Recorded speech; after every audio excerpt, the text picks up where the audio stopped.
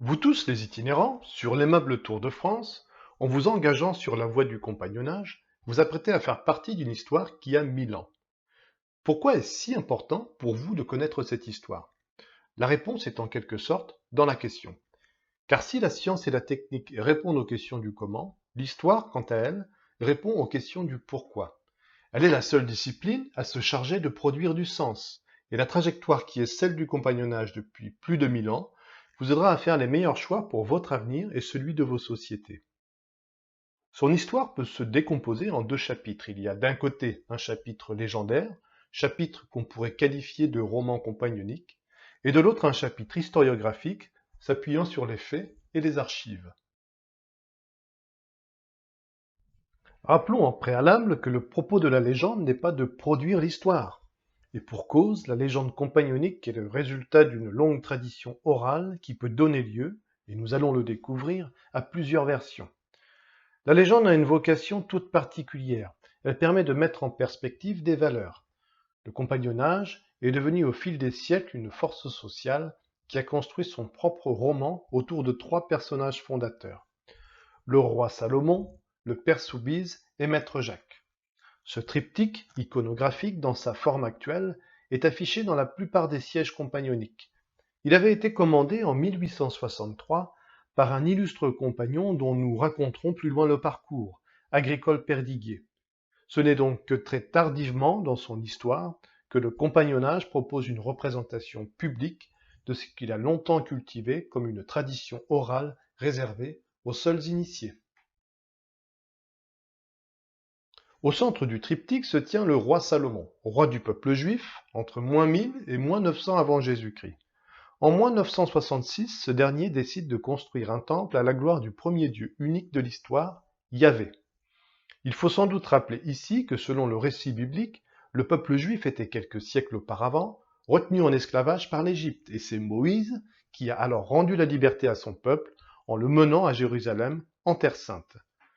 Pour mener à bien ce projet, le roi va mobiliser de nombreux architectes, maîtres d'œuvre, ouvriers, et chaque acteur de la construction sera rétribué selon ses qualités, ses compétences et son investissement. Dans une époque et un monde où l'esclavage est encore la norme, cette organisation du travail, imaginée sur le chantier du temple, est une expérience sociale inédite, et c'est précisément sur ce détail que la légende révèle son premier message. La liberté peut se gagner par le travail. Notons en passage que l'écoute, la sagesse et la justice dont le roi Salomon fait preuve dans des affaires de jugement le caractérisent particulièrement. De nombreux maîtres d'œuvre et architectes participent donc à ce chantier. Parmi eux, deux personnages venus de la Gaule antique. Le père Soubise, vêtu d'une robe de bure, vêtement traditionnel porté par les moines bénédictins, et qui, sur le chantier du temple, est le patron des charpentiers. Ce personnage nous mène directement vers l'Église catholique du Moyen Âge français, et plus particulièrement l'Église régulière des monastères, proche des villages avec une référence à l'ordre des bénédictins, le plus ancien ordre monastique fondé en 529 par saint Benoît de Nursie. En son époque, ce dernier propose un ascétisme particulier, résumé dans la maxime ora et labora. Traduction, prix et travail. Une vie monastique axée sur la prière, l'étude et le travail manuel. Au Moyen Âge, le travail manuel était considéré comme vecteur essentiel de spiritualité. Le père Soubise tient dans ses mains un compas et un parchemin sur lequel figure un plan ainsi que les phrases suivantes. Pensez, travaillez, persévérez, servez votre prochain et restez modeste. Tout un programme donc sur le rapport que doit entretenir l'homme avec la connaissance. C'est l'occasion pour nous de rappeler que les monastères sont les uniques lieux d'érudition du bas Moyen Âge. Le père Soubise pourrait faire écho à un personnage, Soubise de Nogent, qui aurait été l'un des deux maîtres d'œuvre à l'occasion de la construction des tours de la cathédrale Sainte-Croix d'Orléans en 1401. Le troisième personnage, maître Jacques, est la figure la plus plurivoque de ce triptyque. Plusieurs pistes sont proposées pour tenter de l'identifier. Maître Jacques pourrait être Jacques Moller, le second maître d'œuvre de la cathédrale Sainte-Croix d'Orléans. Une autre piste évoque une possible correspondance entre l'apôtre Jacques de Zébédée, le Saint Jacques de Compostelle, et le personnage de Maître Jacques. L'hypothèse est crédible, d'autant que le compagnonnage a largement puisé dans le christianisme pour la construction de ses symboles et de ses rites. Saint Jacques est par ailleurs le protecteur des pèlerins, lesquels, comme les compagnons, sont des voyageurs exposés au péril. Maître Jacques pourrait également cacher l'identité de Jacques de Molay, maître de l'ordre des Templiers, thèse soutenue par Raoul Vergès, autre illustre compagnon dont nous évoquerons le parcours plus loin. De nombreux ouvriers étaient rattachés à l'ordre des Templiers dans l'épopée des croisades et dans l'édification des commanderies. Jacques de Molay aurait donc pu donner une règle aux ouvriers maçons, tailleurs de pierre et charpentiers, et il les aurait groupés en sociétés de compagnons. Cette version, un peu moins invraisemblable que les autres, reste néanmoins conjecturale, car aucun fait ni même aucun indice ne permettent d'appuyer cette thèse. Toujours est-il que les codes d'honneur et d'engagement que suggèrent les ordres militaires auraient pu se transmuter dans le compagnonnage, notamment dans la notion de devoir. Enfin, le fameux Jacques de Saint-Georges, considéré au XIIIe siècle comme l'un des plus grands architectes du Moyen-Âge européen, pourrait avoir inspiré le personnage de Maître Jacques. Les différentes sociétés compagnonniques actuelles retiennent ce récit comme trame légendaire. Sur le chantier du temple, Maître Jacques encadre les tailleurs de pierre, tandis que le père Soubise encadre les charpentiers.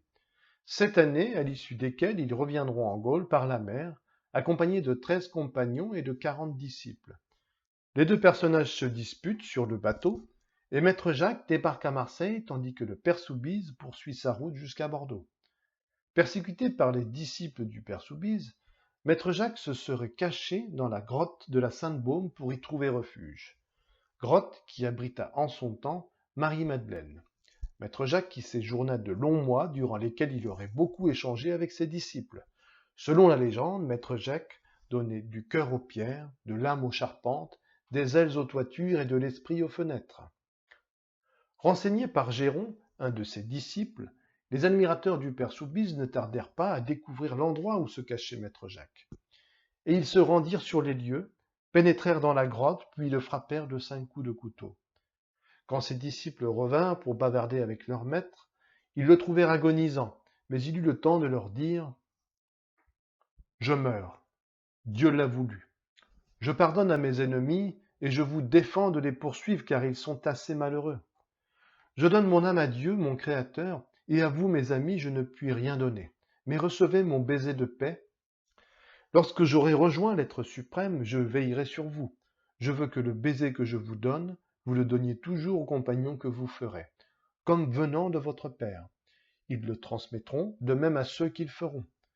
Je veillerai sur eux comme sur vous tous, pourvu qu'ils soient fidèles à Dieu et à leur devoir, et qu'ils ne m'oublient jamais. » Et Maître Jacques rendit le dernier soupir. À première vue, le scénario du meurtre de Maître Jacques semble reconstituer le récit christique. La trahison de Géron est analogue à celle de Judas. Les 5 coups de couteau ressemblent étrangement aux 5 plaies du Christ.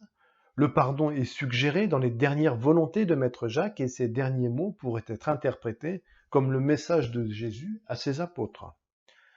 En dépit de toutes les pistes évoquées, les sociétés compagnonniques s'accordent sur le fait que le père Soubise et Maître Jacques vont perpétuer en Gaule le modèle social et d'apprentissage développé sur le chantier du Temple en créant des communautés qui deviendront au fil du temps ce qu'on nomme aujourd'hui le compagnonnage. Par ailleurs, suivant les métiers, les sociétés compagnonniques actuelles vont s'appuyer tantôt sur la figure emblématique de Maître Jacques, tantôt sur celle du père Soubise et tantôt sur celle du roi Salomon. Certains métiers peuvent s'appuyer sur 2 figures du triptyque, notamment le compagnonnage des charpentiers des devoirs, qui au cours de son histoire a fusionné en adoptant 2 anciens rites. Très tôt dans ce descriptif, on s'aperçoit que la légende ne se préoccupe pas de produire un scénario plausible.